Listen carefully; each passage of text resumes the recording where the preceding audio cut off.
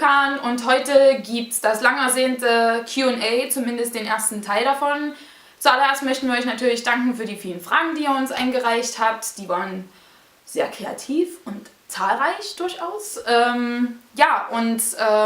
Ich würde sagen, da legen wir doch direkt los mit Frage Nummer 1.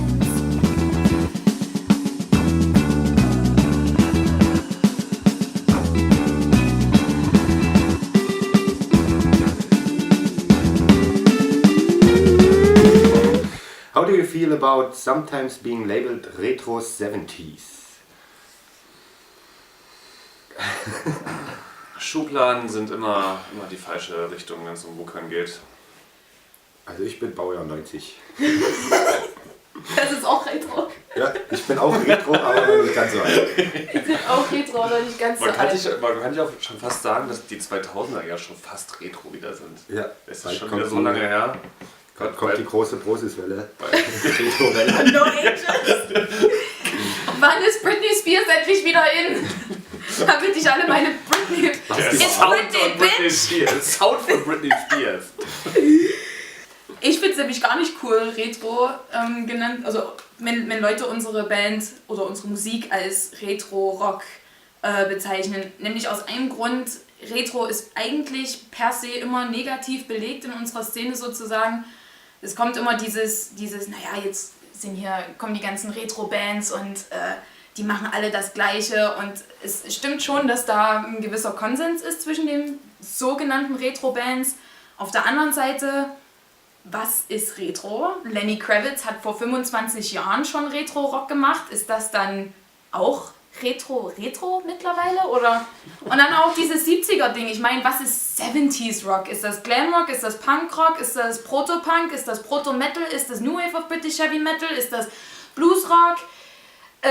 Ist das Disco? Funk-Rock? Was weiß ich? Also ich finde, man sollte anfangen, in richtigen Genres zu sprechen und nicht nur das so zeitlich so zu klüngeln. Also es ist ja kein Genre. Retro-Rock ist kein Genre, das ist das, was ich sagen will. Die nächste Frage ist von Dimitri Fjodorovich Karamazov. Ich hoffe, ich habe den Namen richtig ausgesprochen. What do you get more pleasure from? Live performances or putting together a great album? Ja, eindeutig Live-Performance, oder?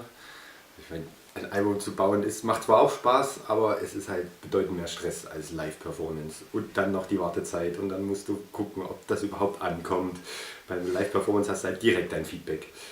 Also es macht schon mehr Spaß in dem Sinne.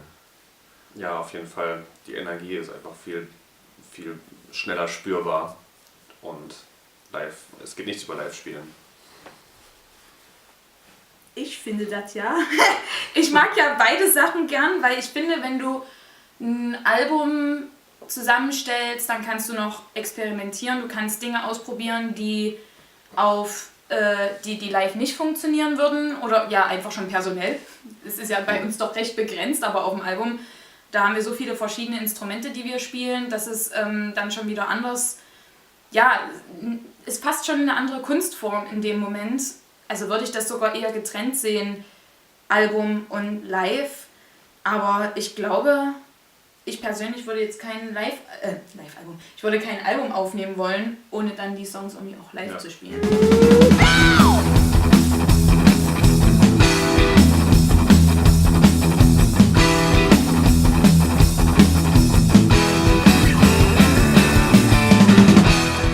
Christian Döring fragt, wie sah denn der Songwriting-Prozess zum neuen Album aus? Gab es da irgendwelche Unterschiede zum Debüt? Infos zum Equipment und zum Recording etc. finde ich natürlich auch immer sehr spannend, sprengt aber sicherlich den Rahmen. Dach_Dach. Also es gab Songs, die haben komplett vom Beginn des Songwriting-Prozesses bis zum Ende gedauert, wie die Welt sich dreht, der Opener. Und es gab Songs, die relativ schnell die relativ schnell entstanden sind. Das war zum Beispiel der Redcatcher, die aber trotzdem ihren Charme dadurch bekommen haben. Ja. Also das ist schon so, dass einer meistens eine Idee hat und wir gehen dann zusammen in den Proberaum und entwickeln die und ich habe meistens schon zu jedem Song oder zu jeder Sache, die teilweise auch aus Jams entsteht, irgendwie schon eine Vision, sage ich mal so, oder so ein Feeling, was rüberkommen muss. Aber wie wir dann dahin kommen, das ist dann schon Teamarbeit. Dann danken wir euch, dass ihr zugehört und zugesehen habt. Wir werden bald ein neues Q&A machen, also Frage-Antwort für die Leute, die nicht Englisch sprechen. Und Frage und Antwort. Und bis dahin wünschen wir euch eine tolle Zeit und wir sehen uns ganz bald. Will you cover any Jeff Wattal songs anytime soon?